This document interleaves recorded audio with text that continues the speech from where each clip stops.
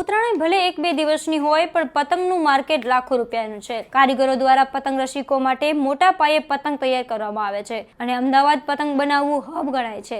જાણીએ આ વખતે શું છે નવું। નમસ્કાર, હું છું અમર અને અમારા વિશેષ કાર્યક્રમમાં તમારું સ્વાગત છે।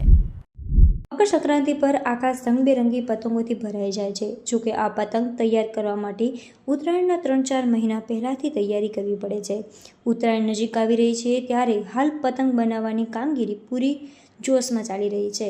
અમદાવાદમાં જમલપુરા, બહેરામપુરા, દણી, લીમડા, કાલુપુર વિસ્તારમાં મોટા પાયે પતંગો તૈયાર કરવામાં આવે છે। અમદાવાદમાં પતંગના કારીગરો છે જે વિવિધ પ્રકારના પતંગ બનાવીને કામગીરી કરે છે। પેઢી દર પેઢીએ આ વ્યવસાય કરવામાં આવે છે। પતંગ બનાવવાને કારણે તેઓને રોજીરોટી મળી રહી છે। આવો સાંભળીએ કારીગરોએ શું કહ્યું છે। पतंग लाइन में 15-20 साल हो गए मेरे को और रोज़ के 2000 मजदूरी कमाल लगा लेता हूँ। घर चले ऐसा हो जाता है और तकलीफ नहीं पड़ती है। पतंग का काम पूरे इंडिया में जाता है, तैयारी होती है यहाँ पर और पूरे इंडिया में लेवल में पतंग जाती है हमारी तैयार होकर।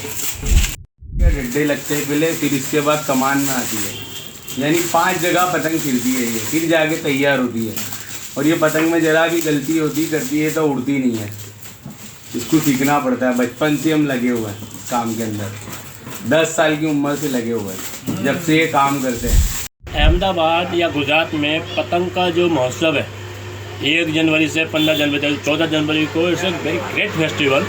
और जैसे अपना दिल्ली वगैरह साइड में दिवाली के टाइम पे जो धनतेरस का होता है उससे भी बड़ा इधर पतंग का महोत्सव होता है। तो ये area is well known for the पतंग मैन्युफैक्चरिंग और ये धागा मैन्युफैक्चरिंग के लिए है। तो दुनिया जहाँ से लोग इधर आते हैं और अपना रिवर फ्रंट पे तो एक तरीके 5 जनवरी तक जो पतंग का लेता है उसमें तो पूरे वर्ल्ड से आते हैं। तो पतंग के लिए एरिया पूरा मशहूर एरिया है। और मैं भाईजान की दुकान पे, भाईजान क्या नाम है आपका?